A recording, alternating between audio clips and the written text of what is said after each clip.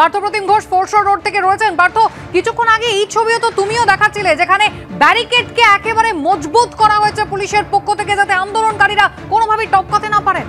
নজিরবিহীন।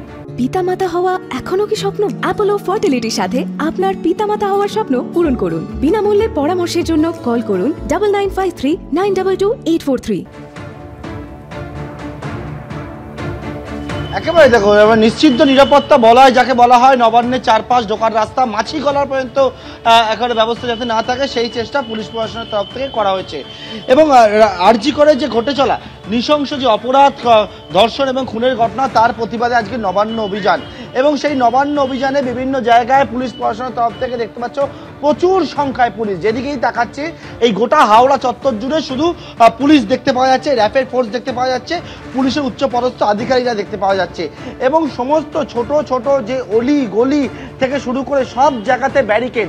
এখন যান চলাচল হচ্ছে ঠিকই, কারণ এই ফরশোর রোডে একটা লেন সম্পূর্ণ বন্ধ করা আছে, অপর যে লেন সেদিক থেকে দুদিকের গাড়ি চলছে, কিছুক্ষণ পরে সেই রাস্তা বন্ধ করে দেবে এবং সেই মতো গার্ডরেল ব্যারিকেড সেটা প্রস্তুত করে রাখা হয়েছে। এবং সব জায়গাতেই একই ছবি, গার্ডরেল এবং ব্যারিকেডের এইরকমভাবে প্রায় 6 থেকে 7 ফুট উচ্চতার।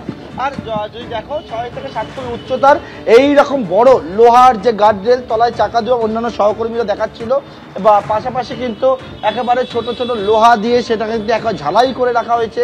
একটা গার্ডরেলের সঙ্গে অন্য গার্ডরেল তার দিয়ে বেঁধে দেওয়া হয়েছে, পিছনে মোটা লোহার রড দিয়ে ঝালাই করে রাখা হয়েছে, তার পিছনে গার্ডরেল রয়েছে এবং জল কামান। সমস্ত অলিতে গলিতে দেখতে পাচ্ছি একেবারে জল কামান প্রস্তুত করে রাখা হয়েছে। প্রচুর বাহিনী মোতায়েন রয়েছে।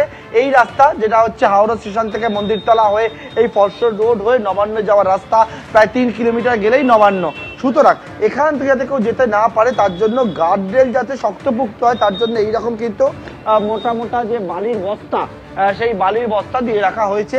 এবং চারিদিকে সেই ফোর্স মোতায়েন রয়েছে, তারা টিয়ার গ্যাসের সেল নিয়ে রয়েছে এবং লাঠি নিয়ে র্যাপিড ফোর্স রয়েছে। অর্থাৎ এই নবান্ন অভিযানে যাতে নবান্নের দিকে কেউ পৌঁছাতে না পারে তার জন্য যে ব্যবস্থা গ্রহণ করার দরকার পুলিশ প্রশাসনের তরফ থেকে সেই ব্যবস্থা গ্রহণ করা রয়েছে।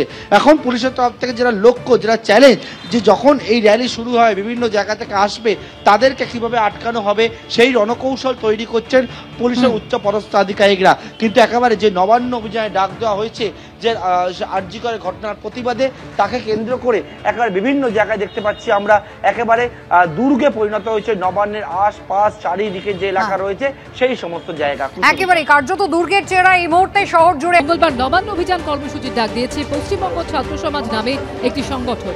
দুপুর 2টো নাগাদ নবান্নের সামনে জমায়েত করার ডাক দেওয়া হয়েছে। তার কয়েক ঘন্টা আগে থেকে মূলত 2টি রুট দিয়ে নবান্নের দিকে এগোতে শুরু করবেন আন্দোলনকারীরা। কলেজ স্কোয়ার থেকে ইডেন গার্ডেন্স, হেস্টিংস হয়ে নবান্নের দিকে যাবে একটি মিছিল।